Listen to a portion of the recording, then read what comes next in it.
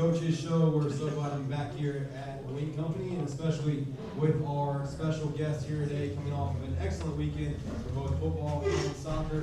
So we'll get right into it. Our head coaches join us here today. Head coach from UNCP football, head coach Mark Hall, head coach from UNCP soccer, Coach Lars Anderson, and then our student athlete guest today from UNCP soccer, Anna Grosheim, and from UNCP football, Jermaine Blank, and of course our moderator and fantastic host is Alex Box Pierce. We'll jump right in. Coach Anderson, two big wins. Win on Wing earlier in the week, and then a win on Senior Day against Erskine. So Coach Hall just thing on. Dominating performance over Fairmont State. We'll start with Coach Anderson. You mentioned Senior Day. What does this group of seniors mean to you in the program? Well, it's tough to put into words what they meant. I just had to write a little cheat sheet. They, on their record over 4 years is 43, 15, and 5. They played in 2 NCAA tournaments. They've won back-to-back conference championships, and that's what they've done on the pitch. And really, we have a 5th-year senior in Morgan who has actually played in 3 NCAA tournaments. We played in 19, 21, 22. There wasn't a tournament in 20 due to the pandemic. So, I mean, they've excelled on the pitch, but I'm equally proud of what they've accomplished in the classroom. And I could go on and on about the accolades they've won academically, but I will highlight the Pinnacle Award. We were one of 7 programs in the country last year to win the Division I, Division II, and Division III. To win that award, which is a combination of what you do on the pitch and the classroom. So again, it's tough to put into words what they meant to this program. We're certainly going to miss them, but I'm proud of what they've accomplished, and I look forward to seeing what they will do in life after college, because we have some exceptional young ladies in that senior class.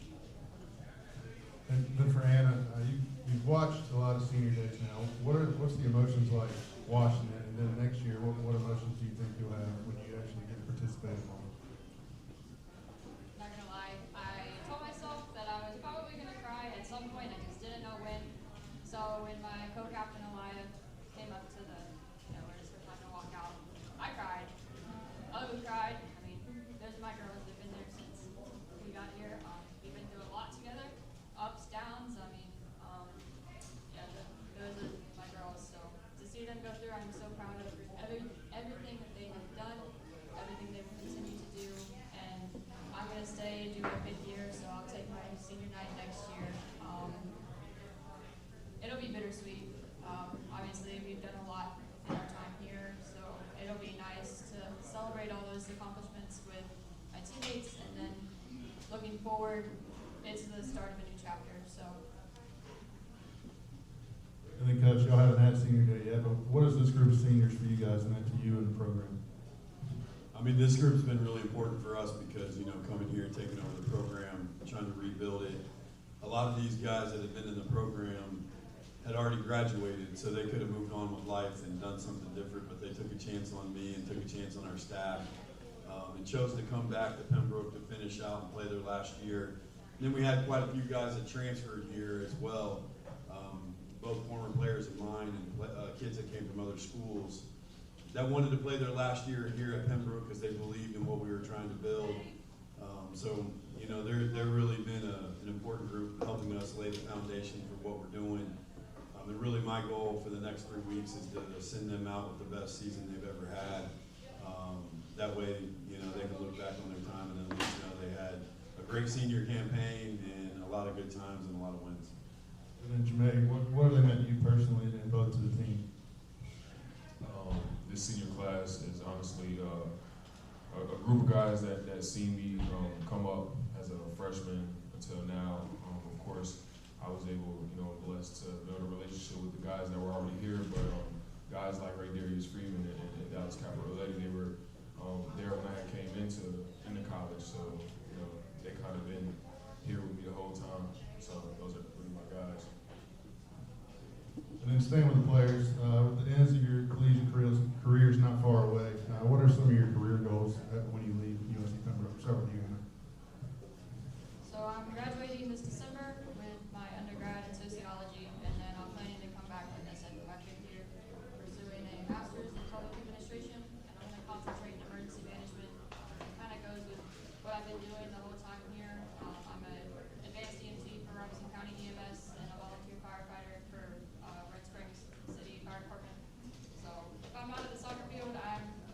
out there, saving lives, putting out fires.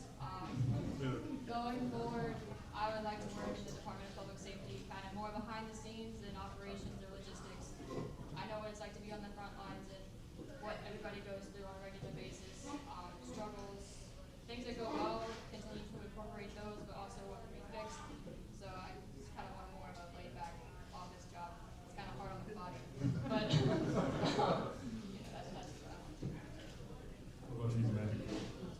So really not trying to look that far ahead, trying to stay grounded in the moment.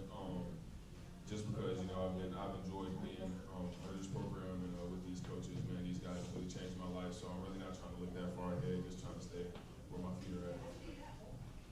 For both coaches, what have you learned so far this year about your team? Is there anything that you maybe been pleasantly surprised by that you're maybe concerned coming into the year? Start with you, Coach Hall. I wouldn't say there's anything that Miss Andrews laughing at me,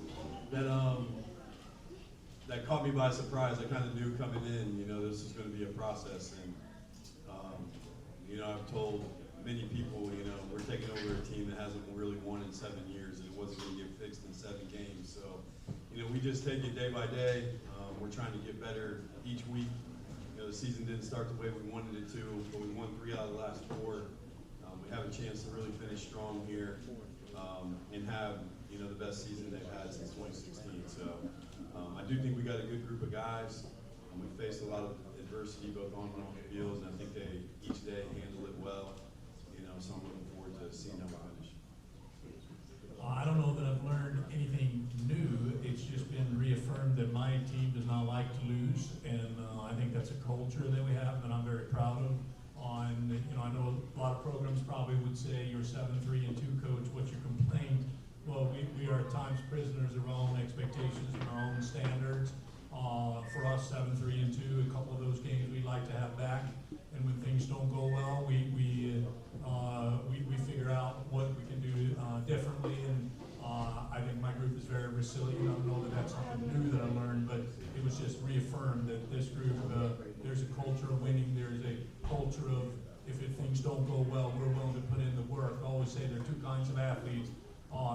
There are athletes who talk about winning, but are not willing to put in the work. And there are athletes who talk about winning, and then will put in the work to fix it and get there. And I believe that my athletes, my players are in the latter category, and that has been reaffirmed once again this season, and I'm very proud of that.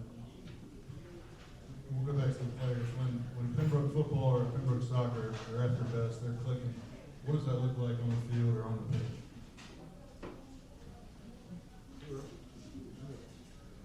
I think the biggest thing is we're smiling. Like, everybody is happy to be there. We're having a great time. Everything's fluid. We're communicating.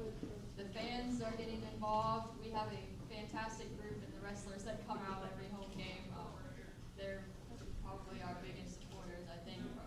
Student body, cross country and track are always there with their skeleton. I mean, people come out, people have a good time, and they cheer. We're happy to be there, and it's really a group effort, not just within our team, but within everybody that's inside the stadium that day. When things are going well, you can hear it. So. What about the football? When you guys are at your best, what does it look like from a fan perspective on the field? Similar to what she said, it's everybody's smiling. It's a contagious type of energy. It's laughing. We're looking up. We're seeing our guys make plays. Guys that we went through adversity with, guys that we, when these hard practices, we look at each other and we tell each other like, yeah, we got each other. Like just seeing that work pay off. Because the bottom line is making a play is hard in the game of football. So when we got the opportunity to, we like to celebrate that. Go crazy with this group of guys that we got. A lot of going crazy this past Saturday. Coach Anderson, you're in your 23rd year here.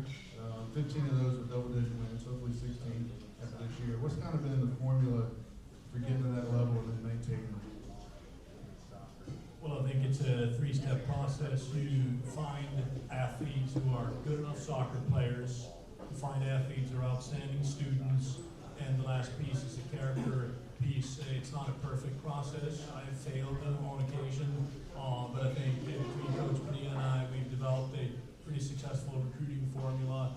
we're able to identify players that are going to be successful on the pitch, in the classroom, on our college campus, and in this community. And I also think I've always believed in this.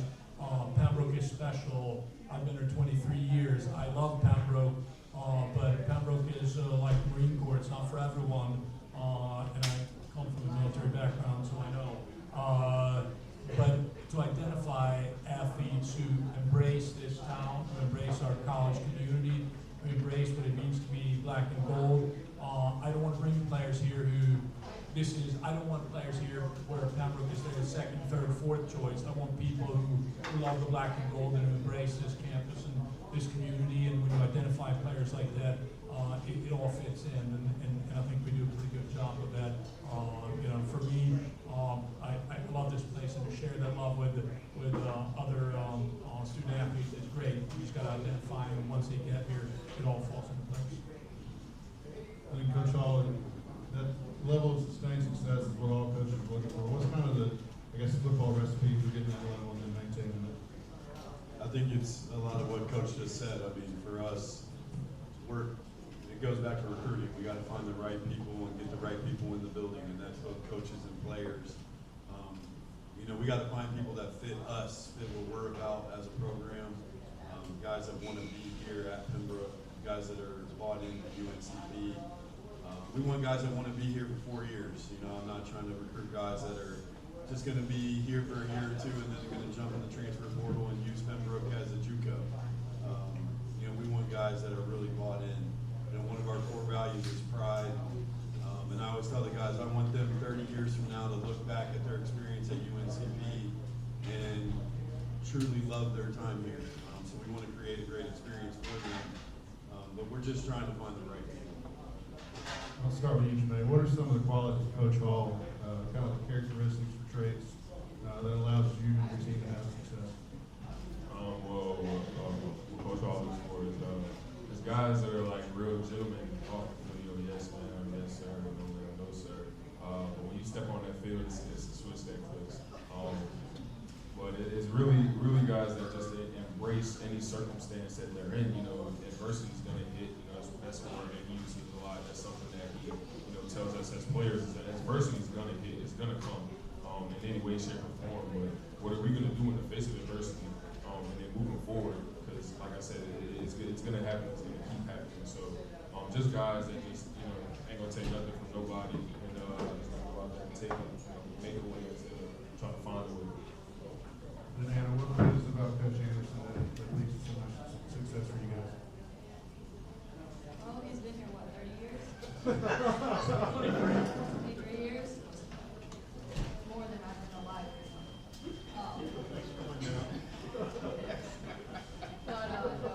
He puts in so much time outside of what's on the pitch. When he goes home, he spends a lot of time looking at film, looking at previous starting lineups, trying to put together our best possible game plan for every single game, no matter who the opponent is.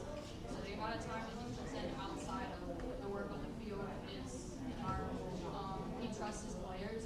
He tells us what we need to do, and it's on us to do it, but he gives us that trust, and if we have a different idea, he allows us to present it, and we might talk about it, might incorporate it, might make us realize that, hey, that was kind of a silly idea, and then we'll just go back to what he said originally, but he's very, very intelligent, and he knows the game of soccer, so being able to share that love and that passion for the game with his players is really what drives us.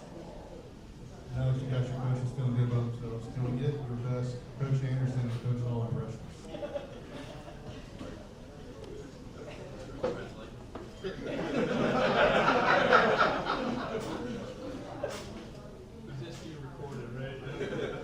Well, he has so many impressions, he has a pirate, what other people do?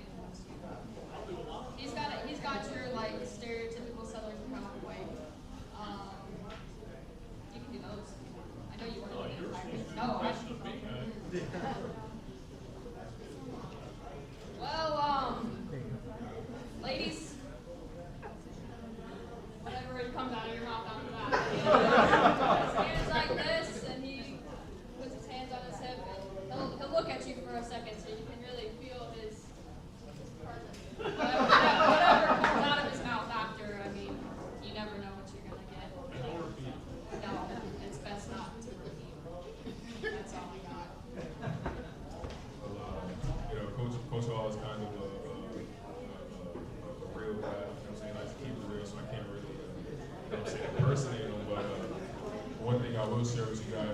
something that he said and told us, and it kind of resonated. Is how you do anything is how you do everything. So, you know, that's kind of that's that guy right now. Probably not fan-friendly enough to do it at Wayne. Let's go back in time now before you guys' coaching careers to your playing careers. I'm sure everybody here is probably assuming we only had one college football player here, but you'd be wrong. Coach Anderson, tell us about your playing career and what led you to playing college football, and then all your experiences before coming here. I'll give you the short version. I couldn't play college soccer because I played professionally in my native country of Sweden, so I had no amateurism according to NCAA, and I had spent 1 year as the world's oldest high school student over here, and played, that was back in the day when anybody who could kick a soccer ball was talked into being the place kicker, and I guess I did well enough to you know, get some interest from some college teams, and I ended up kicking my way through college. Very interesting when I first started playing high school football. I knew nothing about the rules of football. I didn't know what down I was supposed to go in there. I didn't know what hash mark I was supposed to be on. So I had a football coach named Coach Lathan, Esau Lathan, who said, Lars, wherever you are, never be more than 5 yards away from me on the sideline. So I literally just followed my head coach up and down the sideline because he would then tap me on the shoulder and go in and kick. And I would go in and kick, and eventually I had to learn the rules and figure out how many downs and when I was likely to kick, because I literally knew nothing about American football when I first came here, but football helped pay my way through college, and I'm a big fan. I was a big supporter when we started football here. I think it's great to have a campus with that kind of excitement. Obviously, I saw the difference when we added football, having tailgating and all those things. So that's a little known fact about me. I played football and football. So, my coaching career, if you want my playing career, it's very brief. Somewhere there's a 5-minute highlight of me in my professional career, but that's all there is. You know, my coaching career, I spent 5 years coaching men's junior college soccer, took a team to a national championship game in '98, spent 2 years of coaching NAIA women's soccer.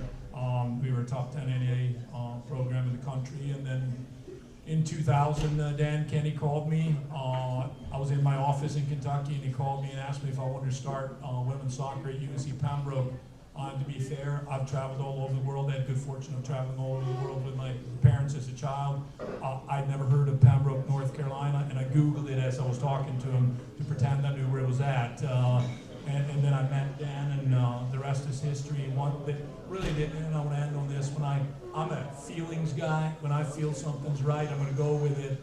I stepped on this campus with my wife in 2000, December, I think, of 2000. I walked through the campus, and I looked at my wife, and I said, I want to come to UNC Pembroke. This place is special, and I can't explain what that was, but that's true and genuine, and it's been a really special place for all of us for 23 years now.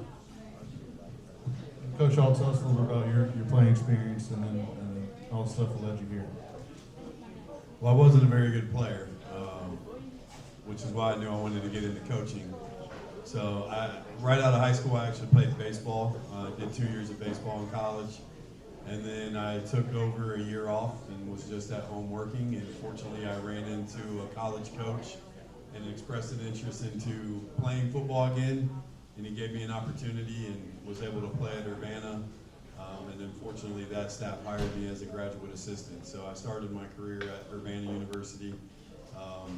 Then I left there and went to Chowan, was there for 15 years, both as a coordinator and then the head coach the past 3 years.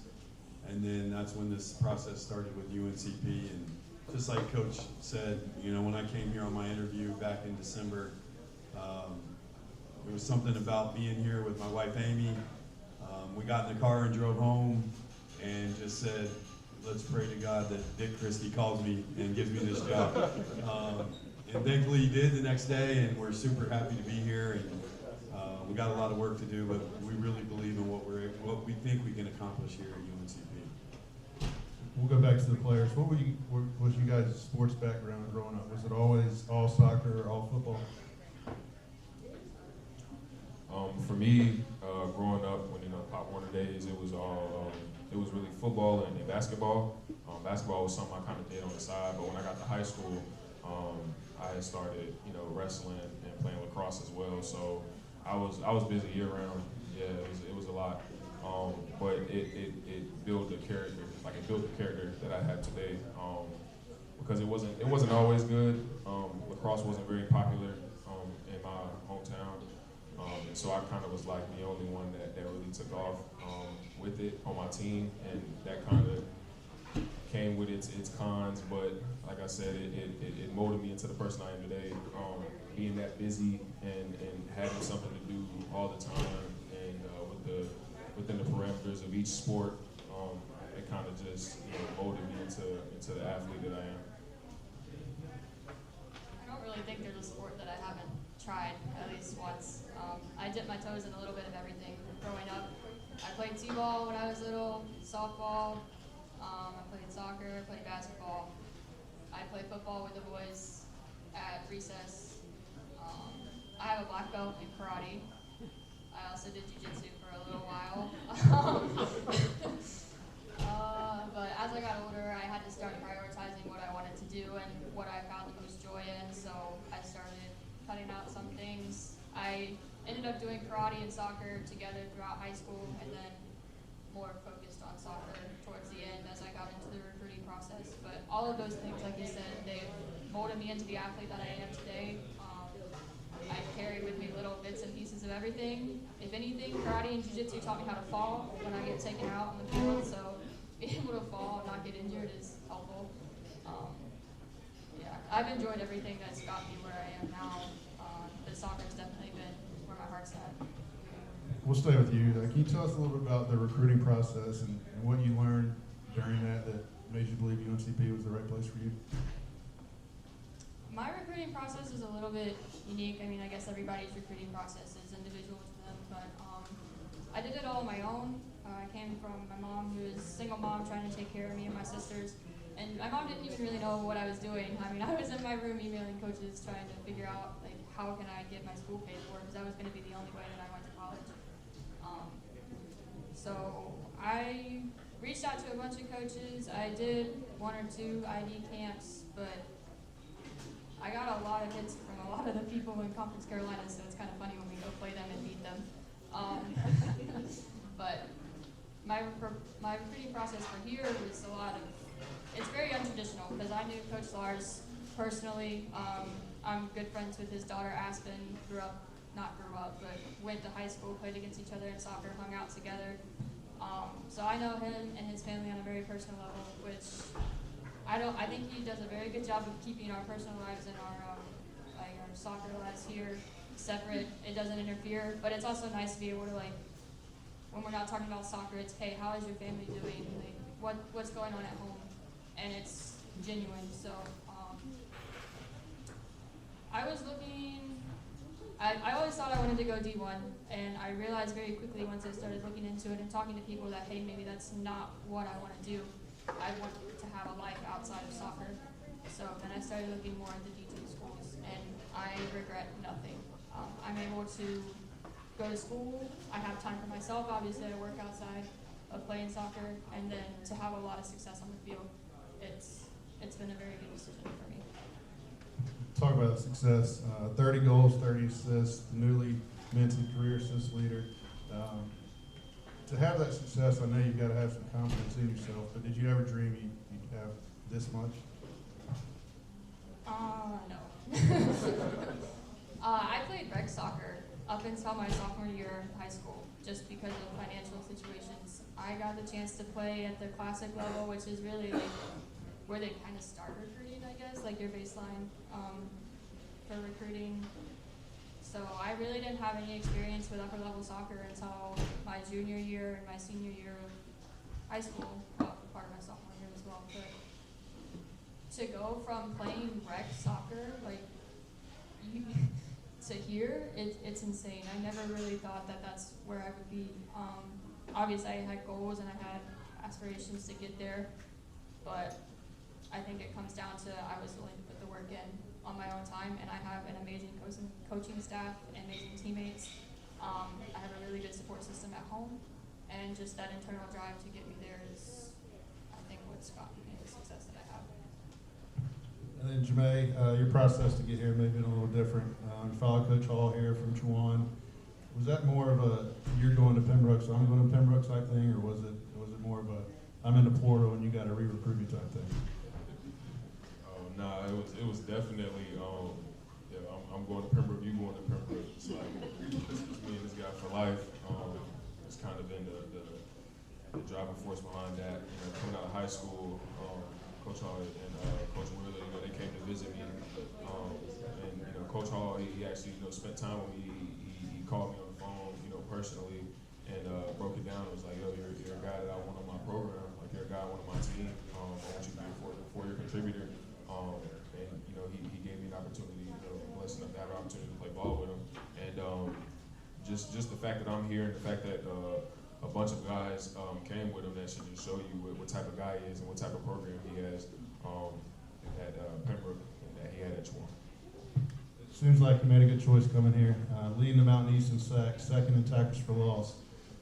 What's kind of allowed you to be successful individually?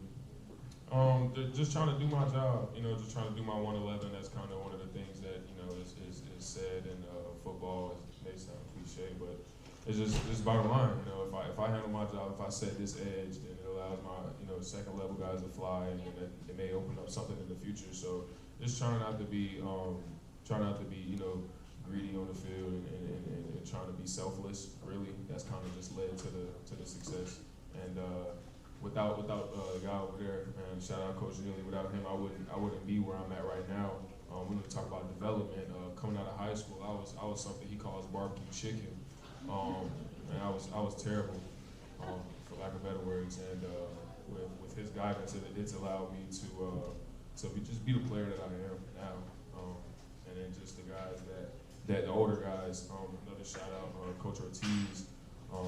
He was a guy that I played with, that I looked up to, that I watched play. So just being able to be around so many people for this amount of time, and you know, just the comfortability allows me to, you know, say, be myself on and off the field. What food would you say you are now as a player? Filet mignon now, you've upgraded from barbecue chicken? Might be grilled chicken. And then coaches, I'll let you brag on your players for a little bit. What have these two meant to you and your program? Well, I think Anna's a very humble player. I don't think she fully explained how successful she's been. She's a 5-time All-America between her academic All-America teams and her player All-America teams. I have coached for 30 years. I've coached a number of All-Americas. I've coached on the men's side, some actually on the women's side as well. Some players who went on and played professionally. Anna is the best athlete, along with Karsten Crow, who was my captain in '98 on the men's side, the best athlete I've ever coached. And that's a good starting point to be the best athlete. But in addition to that, which I think is really says even more about her, is her work ethic. There are many great athletes out there who is wasting their talent because they're not willing to put in the work. Anna maximizes her talent. She reaches the ceiling, breaks the ceiling, and goes through the ceiling. She's truly one of the hardest working athletes I've ever coached. You know, I think it's funny in soccer sometimes when the game's over with, players will go for a light jog that evening and have a stretch. Anna will text me and say, I ran 5 miles and did some sprints. And if I make her mad, she'll say, Coach, I'm going to be really mad, so I ran 10 miles tonight. I've never heard of anything like that. She's truly an amazing, amazing athlete, and in addition to that, she's an amazing young lady, and I'm very proud of her. What about you, Coach? What has Jamae meant to you? Jamae means a lot to me in a variety of reasons. When I first got my first head coaching job at Chuan, Jamae was actually my first commit as a head coach. I personally recruited him, and you know, he was with us for 3 years at Chuan. Coach Neely called him barbecue chicken. I probably called him a few other things. We were really, really hard on Jamae, and you know, he's turned into a great player for us. But coming here, you know, we were really selective in terms, when I left Chuan, we had a lot of kids that wanted to come. Obviously, I couldn't bring the whole team.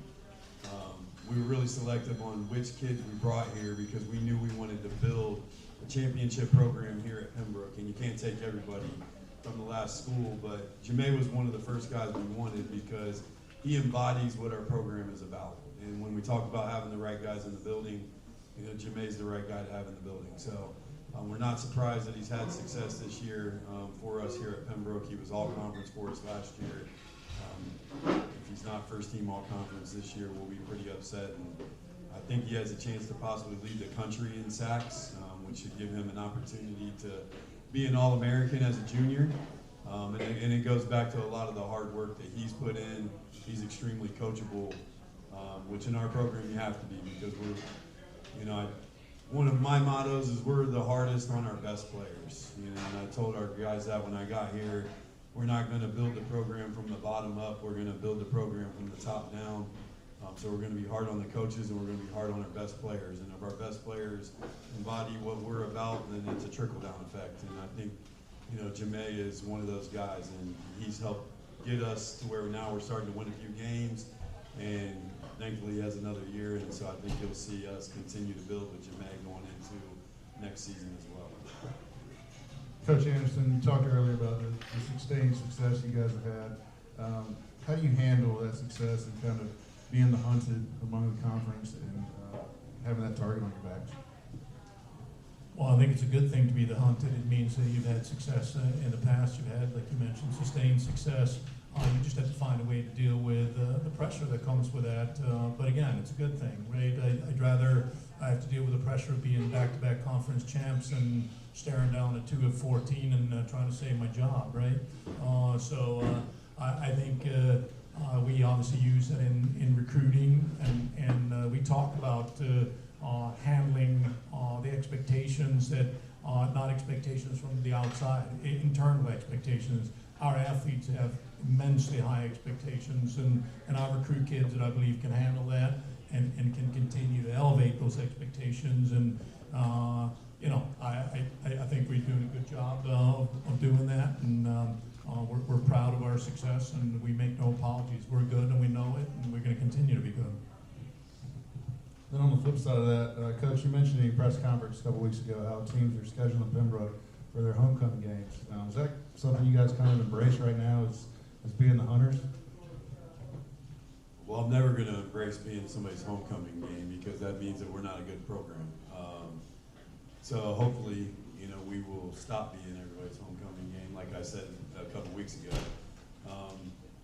But yeah, I mean, right now we are where we're at. You know, we're a team that's chasing everybody else as we build this thing. But you know, I think hopefully here soon we'll be in the position the soccer team is, where teams are chasing us. I mean, that's the ultimate goal, is to not only win but consistently win and have it be sustained. And you know, but in the meantime, you know, we're just trying to find a way to win every week and build wins over the course of time. I think I see some soccer players out there, some football staff. Do we have any fan questions for any of our guests up here?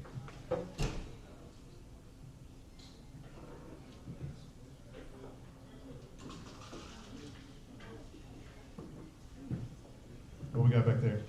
For you, Aaron, how do you deal with the amount of success you've had and continue to stay humble and continue to support the rest of your team and make sure that you're the leader that you need to continue to be?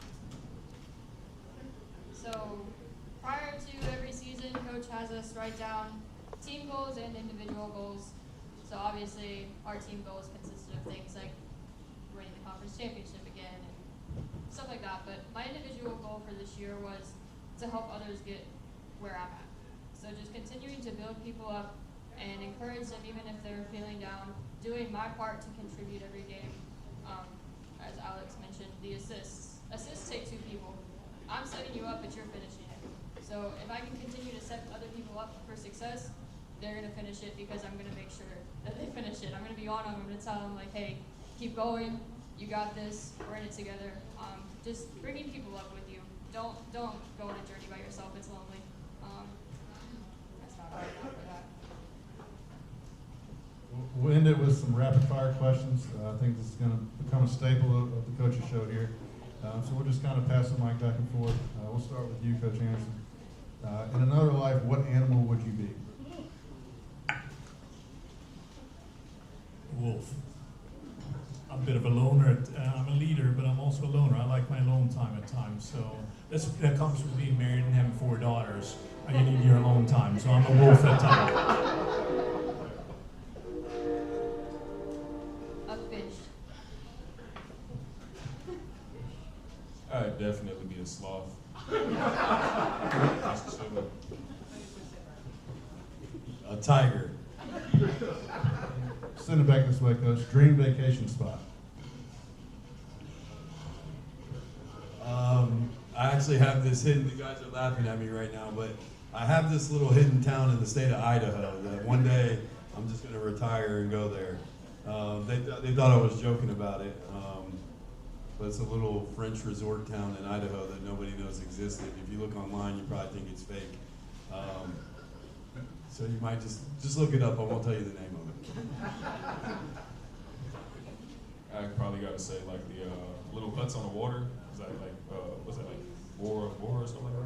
Yeah, that probably gotta be it. I want to go to Glacier National Park. I've traveled in a lot of places, so this may sound strange, but my hometown in Sweden, I love that place. That's where my roots are at, and if I can get away for 2 weeks, that's usually where I go. You send it back to us, Coach. If you could win an Olympic gold medal, summer or winter, what would you want it to be? Soccer. Pole vaulting.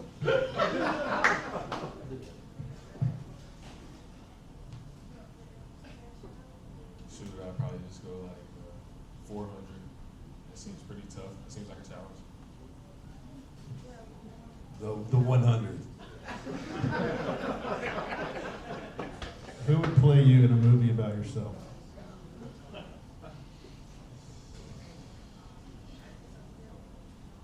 Coach Riley knows this guy, Gerard Butler. I'd probably say Blake Griffin if he grew his hair out. I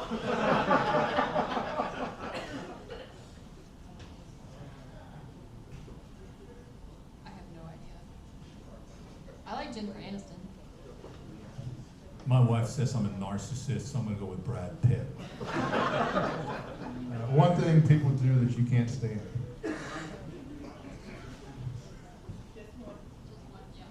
When you don't replace the toilet paper when it's out.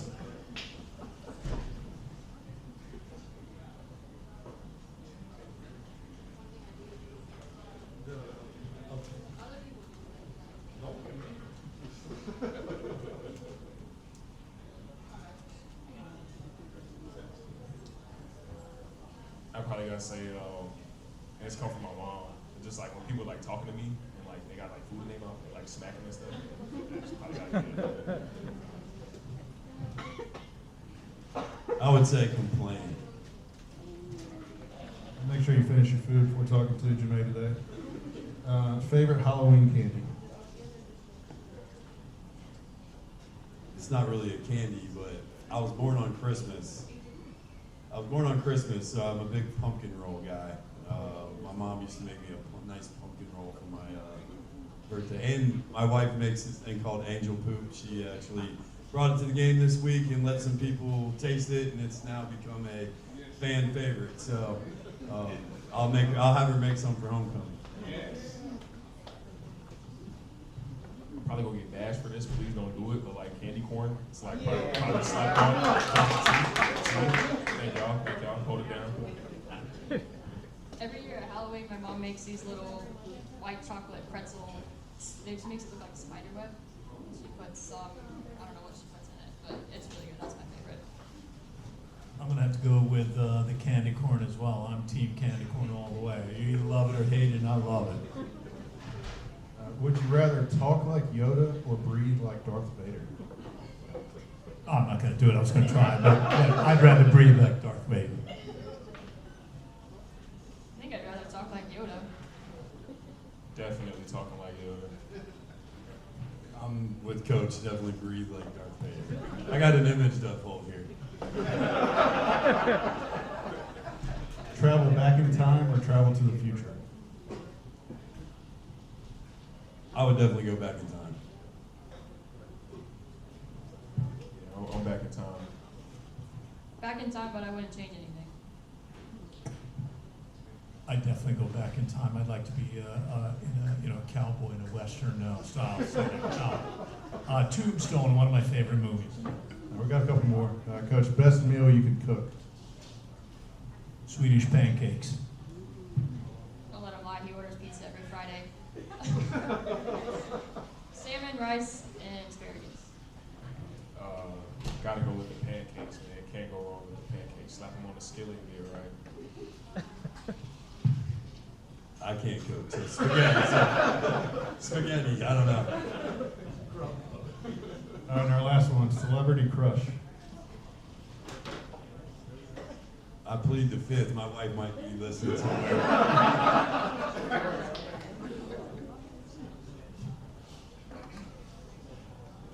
don't even know. I really don't even got one for real. I just got engaged, so I plead the fifth as well. And I've been married for 27 years, so I'm going to keep it that way. All right, one last chance. Any fan questions out there?